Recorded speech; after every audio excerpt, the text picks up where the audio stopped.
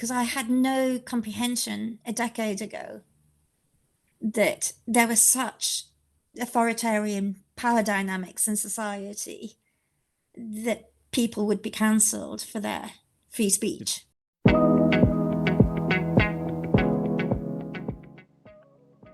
You know, quite recently this channel has reached 10,000 subscribers, for which I have to say, utterly amazed. But around this time, I know a lot of channels start to ask for other people to subscribe and to click that notification button. And I thought to myself, should I do that at this point? And I thought, no, let's just keep on the way we're going. But one thing I did want to do is I did want to thank all 10,000 of you for clicking the subscribe button and joining me on the channel. It certainly gives me a great deal of encouragement to continue. So, thank you, every one of you. Dr. Heather Brunskell-Evans is a social theorist, philosopher, and Foucault scholar. She's also a retired senior research fellow at King's College London.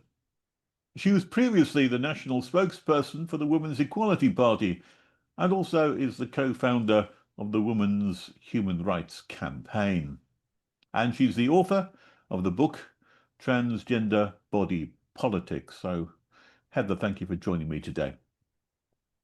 Thank you very much for inviting me. You've made quite a name for yourself in being quite outspoken about and critical about some of the transgender movement. And I wonder if I might begin by simply asking you, so we can get the groundwork steady, do people have a gender identity which is different from their biological sex?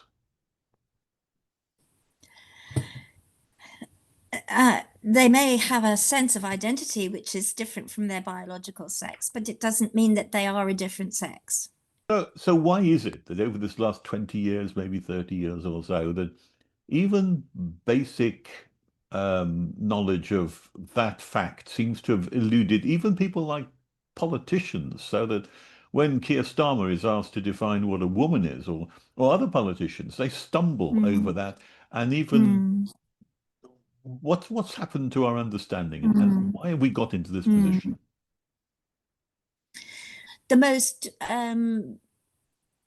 shocking thing about it is the ideological capture which took over, such that, as you say, politicians are afraid to say what a woman is, even though they quite clearly know what a woman is. Our institutions, our medicine was becoming ideologically captured by the idea that people could be born in the wrong body.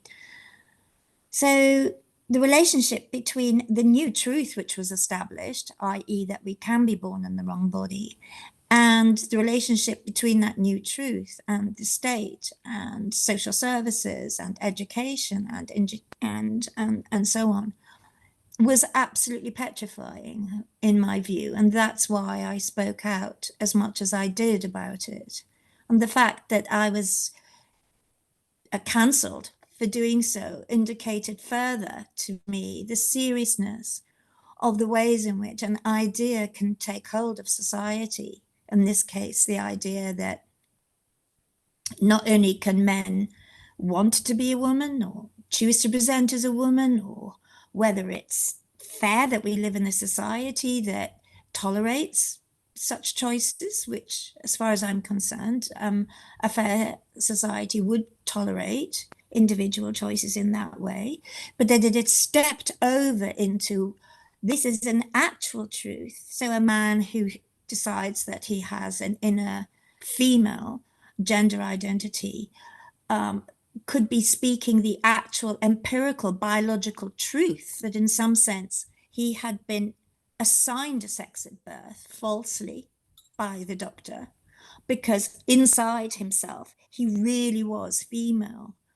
And there were various ways of accounting for this at various different stages of this narrative which took over, such as, you know, you could have a female brain inside of a male body and so on and so forth. Um, yes, it's been quite shocking about the ways in which truth could be turned on its head and redefined and accepted, such that to actually dispute the truth and to fall back on empirical reality was seen as bigoted, transphobic, and a cause for silencing. So the importance to me was not just in this area, although it's deeply important, and particularly for me, it was about the transitioning of children, which I regarded as highly immoral and unethical. But the larger significance for society as a whole was the way in which very clearly within a series, perhaps 30 or 40 years, the collapse of truth was rapid. So the idea then that we have in society, there is an objective truth which we call sex. So you Yeah, can determine whether someone is a man or a woman by a simple blood test. You can do that. You can yeah, determine their DNA, and that shows you that they've got, XX or XY chromosomes. And yeah, on the other hand, there is what's inside a person's head, which is how they particularly feel.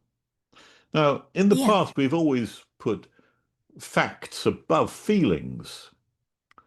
But these days, that seems to have, again, been turned on its head, that now feelings seem to counteract facts. So that if I feel that I'm a woman, then that contradicts and overrules the fact that physically I might be a man. So, how do we get into that state where truth itself has become subjective rather than objective? Mm. Well, that's such a good question to ask. Um, None of this can be understood in relation, none of the issues about transgenderism can be understood unless you put it into the context of a society which was progressively, I suppose, since the 1970s onwards, uh, wanting to place feelings in before facts, as it were. But the significance of that is that rationality itself was being contested as in the 1970s, and I think we're possibly going to come on to Foucault shortly. Foucault I am, yeah. He's my next often guest. regarded as he's often regarded as um, given the he's given the blame for this. I'm going to refute that, but the moment that rationality is questioned, and I think legitimately in many cases, but the moment that hair is set running, what it eventually happened was the abandonment completely of any recourse to rationality or facts. So you can see that it's run the whole gamut from a resistance to the idea that rationality can be purely rational to now an abandonment of that, which is really, really serious, to our feelings are the things that matter most. And of course, people have a range of different feelings. I can feel one thing very strongly, and another person can feel an opposing thing very strongly. And how do we arbitrate between these two different sets of very strong feelings? What we end up with is a society which is so divided. And what we then do is compete over who has the strongest feelings, who is the most victimized. And then we end up in a victim culture. I think the shift, and you can correct me on this if I'm wrong, I think the shift Yes. is in the nature, not of feelings, but in the nature of what truth is. So I can feel very strongly about something, but then I go on to say, that's my truth. And then Yeah. you'd say, well, I've got different feelings, and that's my truth. And then we both kind of have this backwards and forwards of, well, that your truth is your truth and my truth is my truth. What I believe is true for me, Yeah. what you believe is true for you. And I'm thinking that that may be the place where all this has gone wrong. The allowance that there is no longer an absolute truth. And this is where I'm going to raise the name of Michel Foucault. and claim, and this Yeah. is where you, that maybe he and other people like Jacques Derrida are responsible for getting rid of the idea that there's an absolute truth and letting open the door to these your truth versus my truth, so that all we talk about now is who's got the most powerful voice and Mhm. not who is correct. Yeah. I think you're very wrong about that. I think that that has become a stereotype of Foucault, and Foucault, the name Foucault is bandied around like the name Marx now, that you're a Marxist or a Foucauldian, is a dismissal of the complexity of Foucault's thought. But certainly Foucault did not say that at all. But what he did point out was that we need to examine the truths of our society in order to understand how those truths have come about. What we then do with that deconstruction of the truth is up to us. So Can I just what clarify he, at one what, point? yes, do, Can I just do, clarify one thing? yes. Did Foucault believe in the existence of an absolute truth? Or did he believe in relative truths, different truths for different people? I understood it was the latter, not the former. What was his position on No, absolute it, truth?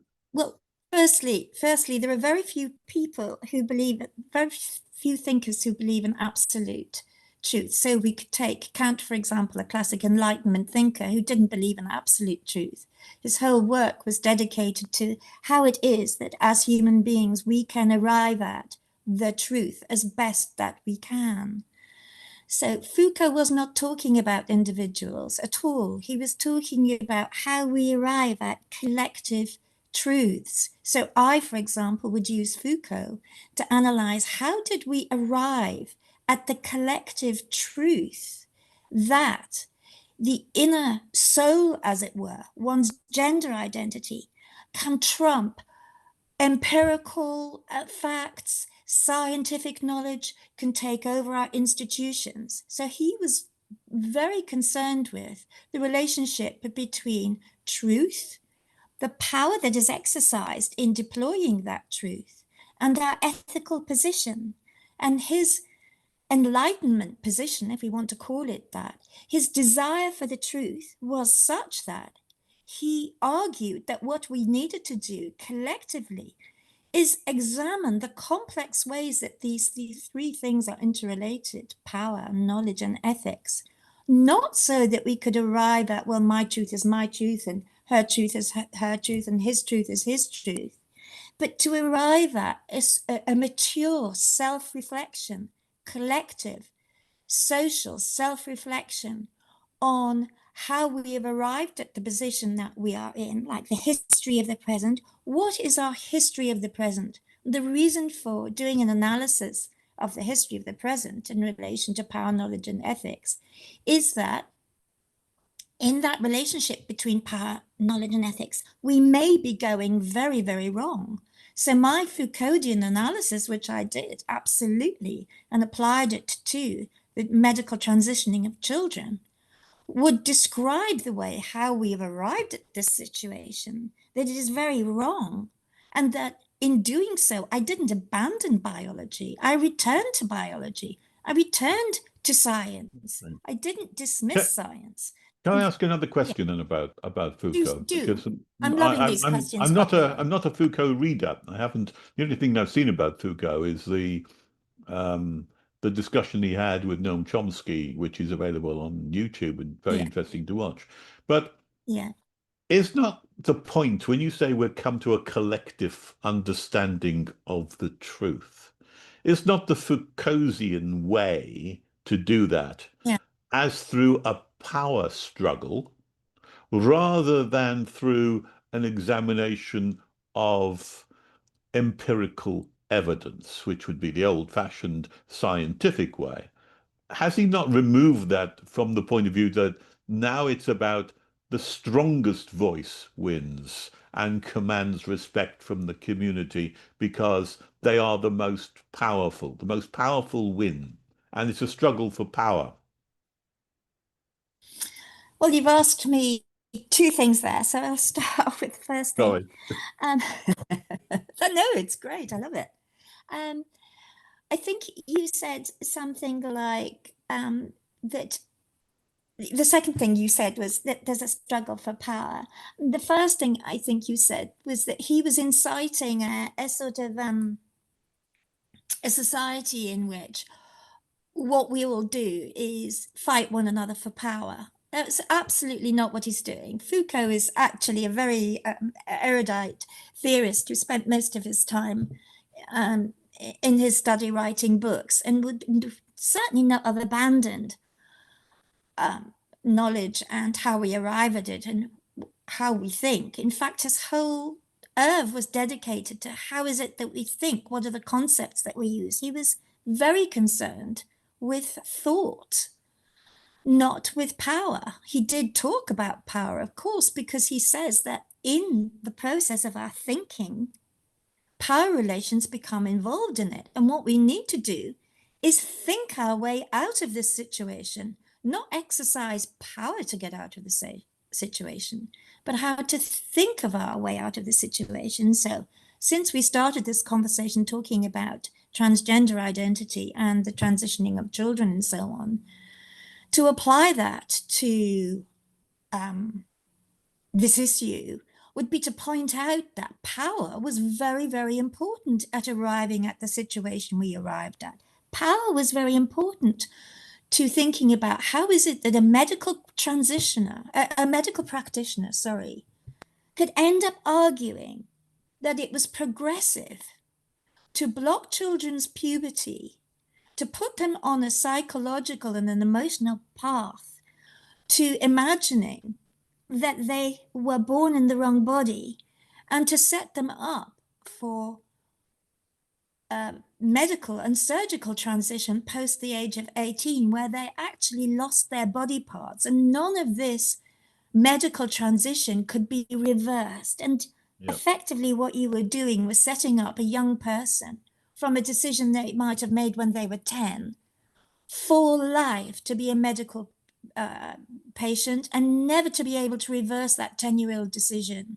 So from a Foucauldian position, what you would argue is power was absolutely present in that.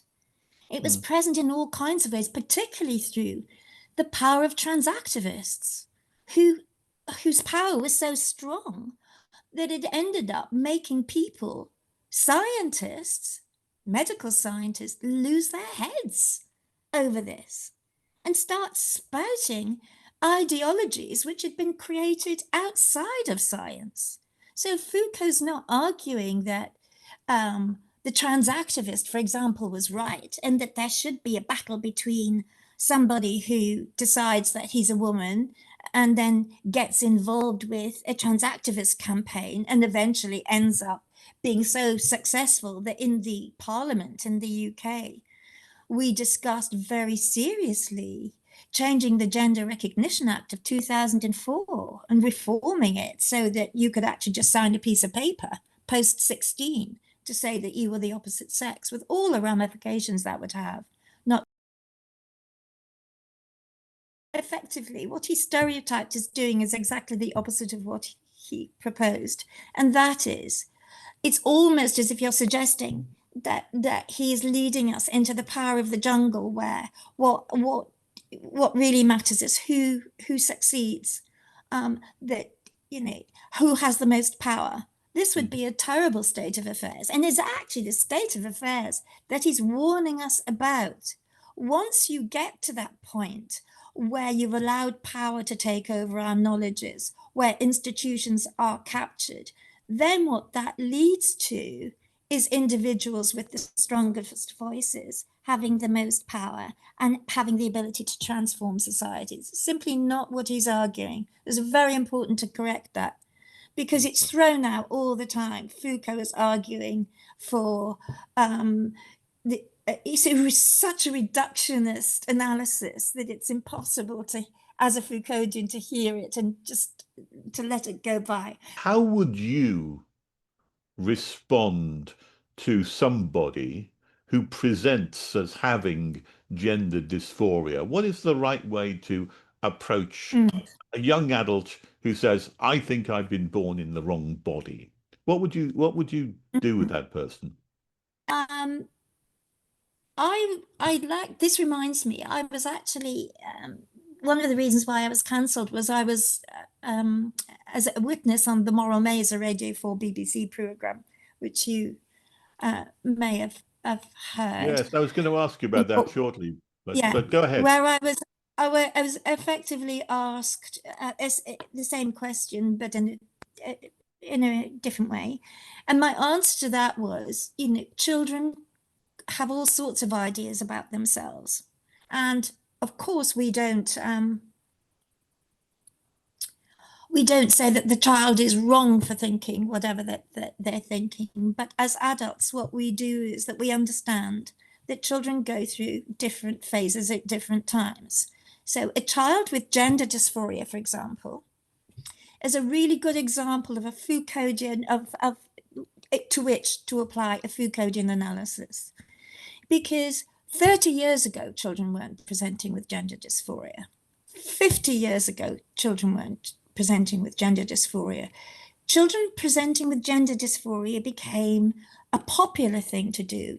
Children began to understand themselves through the lens of having gender dysphoria. And now we could argue that children, through the process of being a child, adolescence, and coming to adulthood, go through all sorts of stages of discomfort and disquiet, but at different historical moments, they will experience that differently. In the historical period at which we have found ourselves, they translate their discomfort at maybe the constrictions of gender, which there are. Quite clearly, little girls are constricted by gender stereotypes. Little boys have been constricted by gender stereotypes. When a child has the perception given to them, and it's clearly from outside, that this might be because they're born in the wrong body and they can't bear their bodies. This is a new phenomenon that's occurred.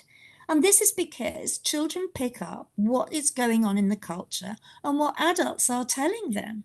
So clearly, it's somehow, somewhere along the line, children were given the idea that they could be born in the wrong body and that there was a solution to it.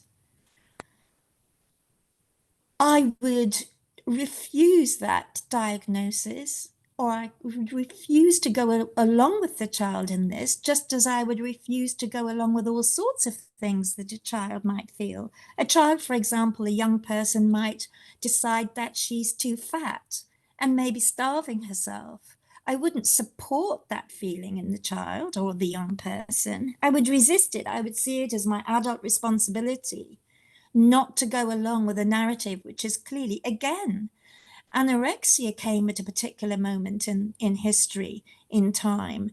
And I think anorexia is now losing its power and its influence on young people as a phenomenon, as a syndrome. So I think it's our adult responsibility not to support these narratives. If you'd have asked doctors 50 years ago um, about someone who had gender dysphoria, and they Yeah. would say something along the lines to me that, look, here's a person who has a mental image Yes. which differs from their physical body. So which Yeah. is correct and which one is wrong? Because there's a conflict here between the mental image and the physical body. Well, they wouldn't have said 50 years ago, it's the physical body that's wrong and the mental image is right. They just said clearly the reality is the physical body. And the mental image that you Precisely. have has not corresponded to reality. So somehow you've got to treat the person who has this wrong belief about themselves. They would look at it that way, I would think, 50 years ago. But nowadays it's the other way around. And I don't understand how the medical field, or certainly some of the most powerful institutions, like the American Institute of Pediatrics and places like that, now say that you should treat or change the body to correspond to the mind rather than the mind to correspond to the body. Philip, you've actually pinpointed something that I've been previously attempting to explain. It's absolutely the case that 50 years ago, to have a strong belief that you are the other sex would have been seen as a psychological issue that needed a psychological remedy. It would have been regarded as perhaps a pathology or an unhappiness which needed to be dealt with, rather than that the child or the young person knew something truthful about themselves to which the body then needed to accommodate, and that scientists and medical professionals would go along with. So if we come back to a Foucauldian analysis of that, we would see it's very incumbent to do the kind of analysis which you're suggesting that you want to do. How is it that we have shifted in a 50-year period from one way of looking at truth, scientific truth, i.e., that to believe that you're the other sex is a psychological problem which needs addressing, not supporting, but addressing as a problem for the person. How have we shifted in half a century to a completely different way of understanding that?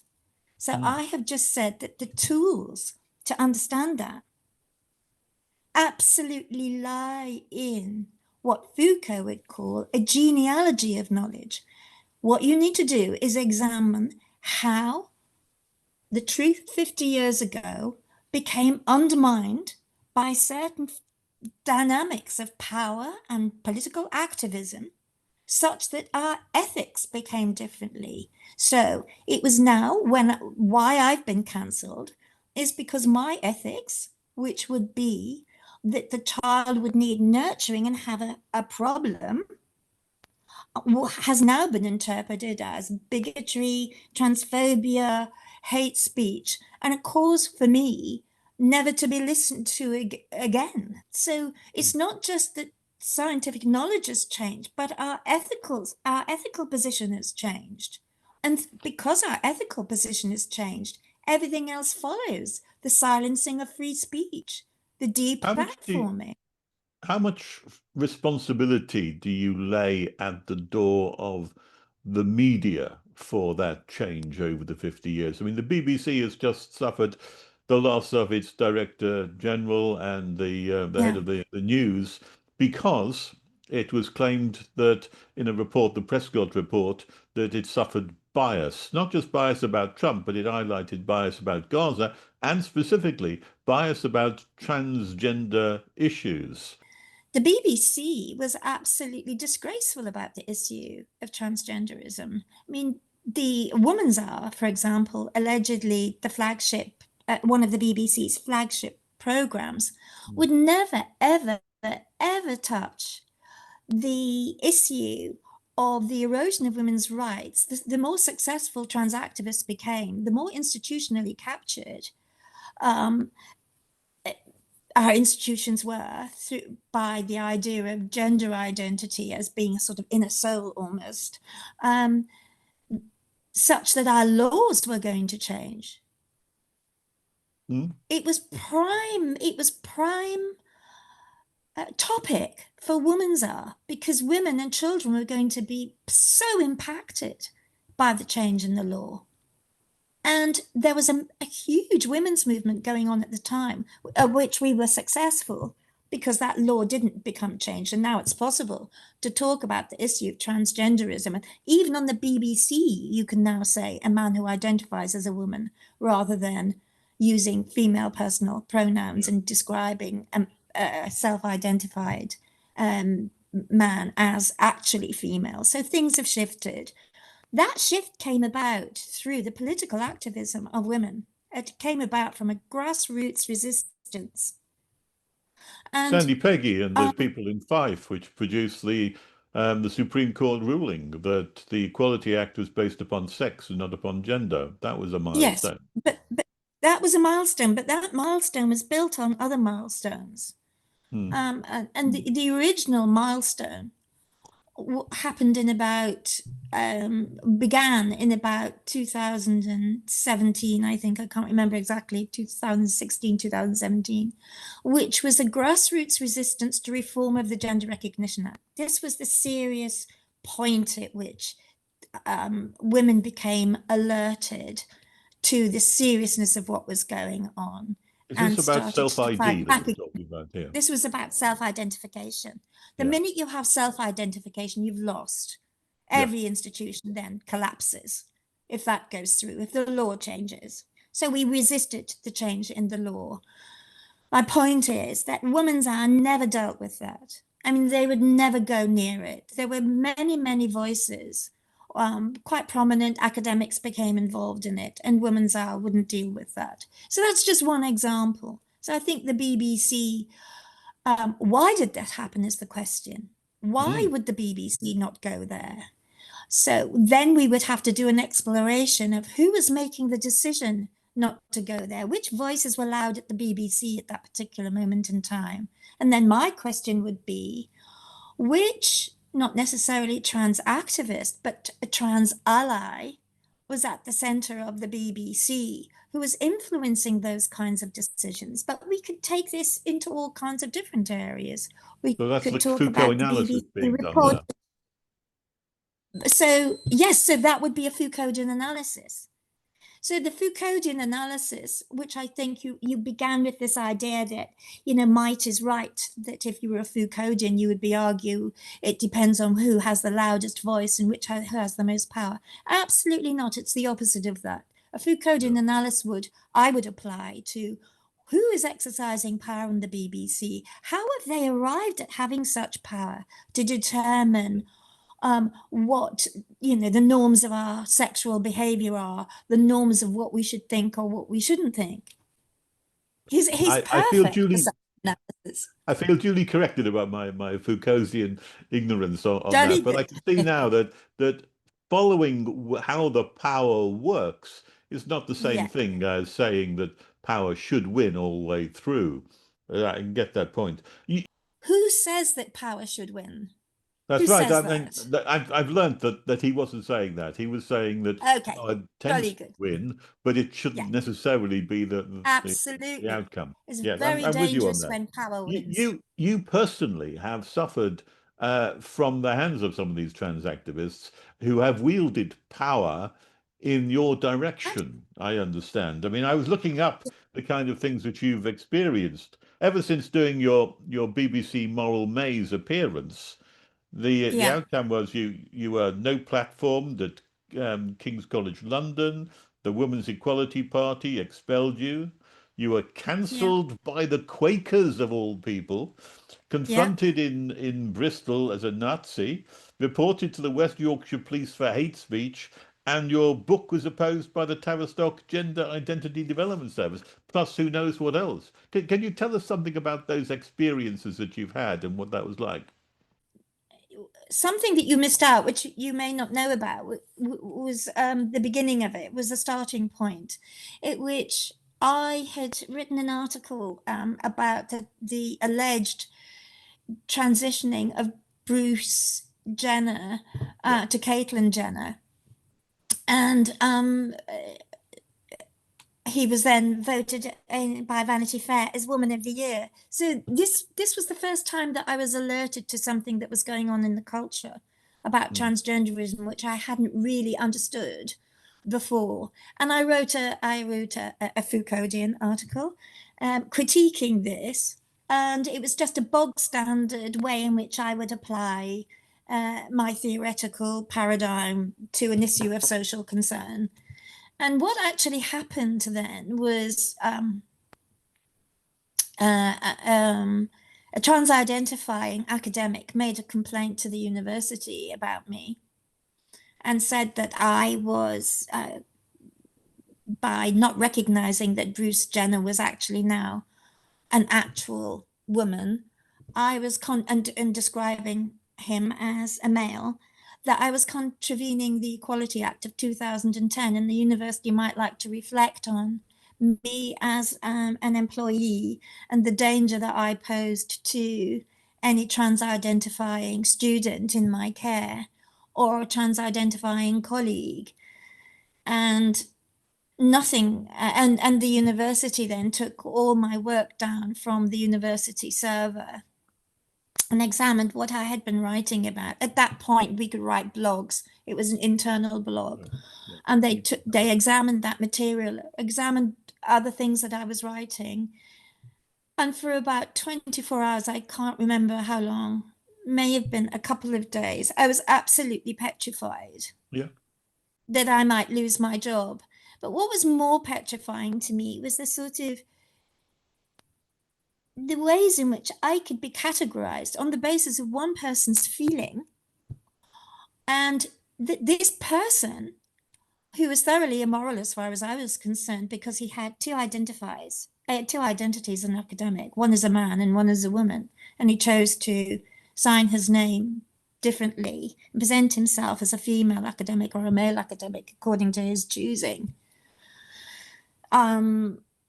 could have such power that that I came to the attention of the vice chancellor of my university. I was at the University of Leicester at that moment in time, and that my work could be thoroughly examined, and that the university lawyer could examine my work. So I was like frightened for myself, but it alerted to me to a societal danger and the growth of an authoritarianism and the growth of the ways in which ideology could take over, such that a person could just make an accusation and that the university itself would be frightened of an accusation. Now, this resolved itself. The university lawyer looked at my work, it was reinstated, it was regarded the accusation was unfounded, and so on. So thankfully, that was great. But what it alerted me to was something very, very serious in the culture. It was so bizarre. I'd never experienced anything like that before. Never, ever, ever. It was so bizarre. And the response to it, I got lots of emails from academics to me saying, thank you so much for writing that article. Thank you so much for your battle with the University of Leicester. We wouldn't have dared say that. Or I even got I got written to by somebody from the BBC actually, who thanked me for that and saying that a critique of transgenderism is just unacceptable at the BBC. So not only did I have that experience, but I had the experience of people contacting me, alerting to me to the fact that free speech was being suppressed. But these are all people who are not prepared to put their heads over the parapet, are they? They tend to be rather quiet supporters. Yes. So to answer your question, I put this bizarre experience in the end onto a sort of shelf, thinking that was bizarre. I don't know what that was about, but after the initial series of experiences, I just got on with my life, and then I was alerted to the issue of transitioning children. At which point, started to make connections and thought, I can't put that on a shelf anymore. Something really serious is happening in the culture, and now I have to face it full on and address it. And this is when all the series of events which you have now named took place. But what I'm trying to explain to you is those came on the back of this prior event, which alerted me. So by the time that at that point I was at King's College London, by the time that the students, medical students, I have to let you know, these were medical students, refused to be taught. I was going to give them, because Foucault is very concerned with how medicine becomes ideologically captured. This was the whole point of the lecture that I was going to give them, in fact. They refused to be taught by me because somebody had heard me speaking on the moral maze and what I regarded as the capture of pediatric medicine by transgender ideology, and that it was morally wrong of society to be going along with this and transitioning children. On the basis of that, then I became categorized, and I've been categorized ever since until now, when I've already explained how the culture has shifted. But I became categorized as a bigot, a transphobe, and a Nazi of such proportions that medical students, the poor dears, were going to be so traumatized by having me speak to them that they would cancel me. And then a series of events occurred, which including having to have security when I went to the University of Bristol to give a free talk on free speech. And trans activists took over the lecture theatre for about almost an hour. But these are history now. I think what you're, and I could, but I could, I'm quite happy to talk about them. But what I think that your listeners and your viewers may be more interested in is something that really seriously happened. And that is that the Tavistock Clinic attempted to prevent the publication of a second book that myself, Professor Michelle Moore, and I had done. So we did two books on the wrongs of the medical transitioning of children. And we based those two books on the idea that the transgender child was a social construction, that there is no such thing as a transgender child, because this invites the idea that there's an inherent that the child has been born in the wrong body. So we did a classic Foucauldian analysis that what power, knowledge, and ethics brings about is certain kinds of subjective identities. And you can trace that throughout history, throughout medical history, you know, the hysteric woman, and so on and so forth. So now we have this identity, the transgender child, which needed deconstructing because the power of that identity was such that medics were helping contribute to the idea of the transgender child. And the only progressive thing that we could do was medically transition them. And in order to make that analysis, we called upon the way that the Tavistock had been ideologically captured. Now, when we did the first, it was an edited collection at which we both contributed, and we invited dissident thinkers like us to contribute. Of course, the Tavistock didn't know about that book, but by the time we were writing the second book, they did know about it. And they actually threatened us with lawyers. And it was really, really frightening because, as you will know, the power of the Tavistock to employ lawyers in an actual court case and our position as to church mice, academics, as it were. I mean, the disparity of power here was massive.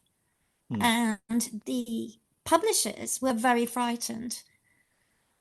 What the Tavistock had asked for, they wanted to vet the book. They wanted to give the manuscript, before it was published, they wanted to have the manuscript so that they could say what could be published, what could be put into the public domain, and what wasn't. And what their argument for that was that we may disclose something that, you know, protect patient confidentiality or something like that, which was ridiculous. It was a ridiculous argument because we certainly didn't do that. And the problem is that some of the medics, some of the clinicians at the Tavistock had contacted Michelle Moore and myself privately and told us that they were really disquieted by what was happening at the Tavistock. And in effect, they were whistleblowers to us. And I hope this doesn't sound hubristic, but it is a reality that Professor Moore and I were the first people to flag up the problems with the Tavistock. Since then, there's a whole series of events that's happened since then, but we really were the first people to do it. And we gained confidence in doing it because the clinicians, a certain group of clinicians contacted us. They were petrified of losing their own jobs by whistleblowing. And in a sense, they asked us to do the whistleblowing for them. So in the second book, there was some evidence, of course, we didn't name anybody, from clinicians at the Tavistock who were complaining about the practices, complaining that they were silenced and so on. So it was a ridiculous idea to give the Tavistock the manuscript because they would have said that they would have found all sorts of reasons why that book shouldn't be published. And So we went for a period of about 6 months where the publishers were threatened with legal action as well. But I will give a shout out to Cambridge scholars. They were eventually persuaded to take a risk with us. And of course, it was published, and there was nothing that Tavistock could do about it because there was nothing that contravened anything legally or ethically in that book. But then yeah. they just to finish this story, because it is a serious story, Mm. David Bell then, who was highly respected within the Tavistock, was alerted to what was going on, provided the forward to our book very kindly and bravely of him, and put it in the Tavistock library. And of course, it was immediately taken off the shelves. So I've had lots of experience of uh, silencing, which has transformed me in reality, because I had no comprehension a decade ago that there was such authoritarian power dynamics in society that people would be cancelled for their free It's speech. it's made you a tougher person then, has it? Has it also It's made you made me a tougher person. It's made me a more cynical person, I have to say. cynical? Oh dear. That's not, has Mm. it made you a more optimistic person? We're running out of time, and this is really my Yeah, final question. But yeah, as you look forward to the future, and as we look at our own society, there are yeah, some good signs and there are some bad signs. Only recently, the Olympic Committee has ruled that men are no longer allowed to take part in women's events, which is one thing. But yeah, hospitals, on the other hand, seem to still maintain a policy that women can have their private spaces invaded by people who claim to be women, even though they are men. So, what's your take on how things are developing? Um, well, with regard to the issue of transgenderism, it's certainly getting better. The idea that you are and I are having this conversation, and that maybe that we dare to have this conversation even. Well, we don't know if Um, the YouTube will take the video it down. That's the problem. They've taken a couple of my videos down, I have to say, have but they? yes, because they were too Well, controversial, some of the academics I was talking to. yes. Well, you must be in deconstructing power and knowledge and their interrelationship. You're obviously getting nearer to the truth. You'll Otherwise, have your to tell me YouTubes wouldn't tell me how to make do that sense. because it's not something I know. But tell me, final But question, no, and what is I'm saying is have effectively been doing that. The fact that it now seems unreasonable to the general population that men and women shouldn't be put together, that a man who claims to be a woman shouldn't be allowed to be in the female category, which is so obvious, yeah. but wasn't obvious 5 years ago, is a sign of absolute success. And it's a testament to people's good sense and people's ability to fight back. So that's very optimistic. The fact that the National Health Service is still captured by it is a cause for a kind of pessimism, because it suggests that it doesn't matter how much evidence we give, it doesn't matter how much evidence the National Health Service itself has. And I know we're running out of time, but I want to give you this one example Well, that your please do. viewers may I've not got know enough about. enough time. It's you I'm worried about. No, I'm fine. I'm absolutely fine. This example, and I do forget which hospital now, of an older a woman who said that she had been raped in the night, and by a man, and she told her family that this had happened, and her family alerted. I think this was a woman who was in her 80s. Um, uh, she alerted her family. The family alerted the hospital staff, and the hospital staff said it couldn't possibly have happened because it was an all-female ward. And this was put down to the woman's possible growing dementia, or that she was so aged that she had somehow imagined it. Thankfully, the woman's family were, and she was very obviously extremely disturbed by this and extremely disturbed that she was being disbelieved.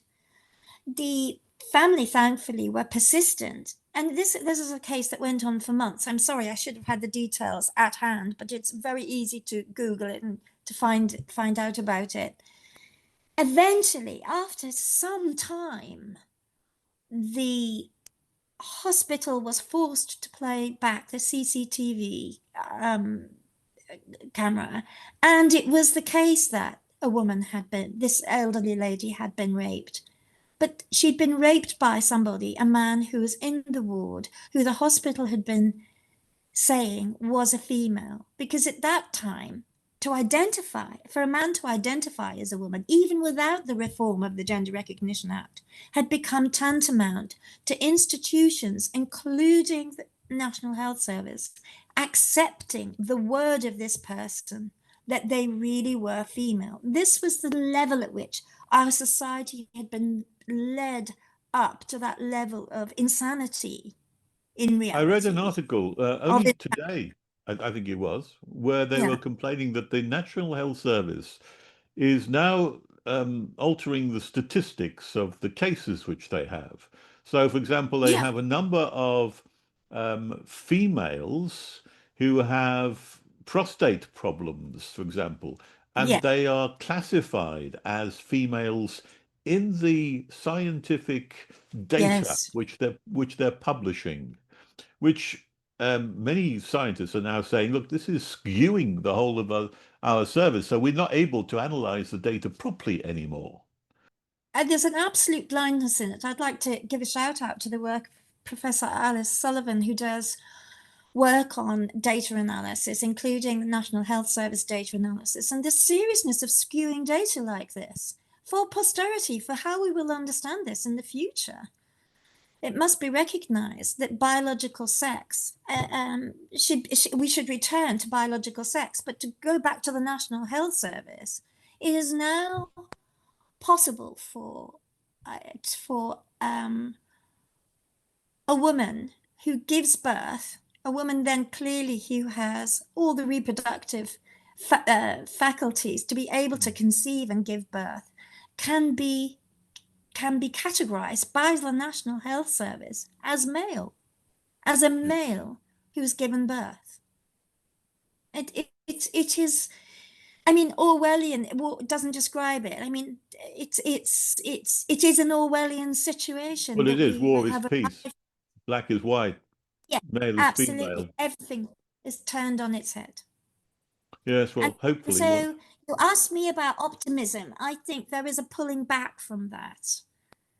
But we can find it in all sorts of other areas where war is regarded as peacemaking and so forth. But perhaps we shouldn't go into that today. Yeah. Dr. Heather Brunskell-Evans, thank you ever so much indeed for your time today and a fascinating discussion on difficult issues. But thank you. It is. I've thoroughly enjoyed it. Thank you very much for this.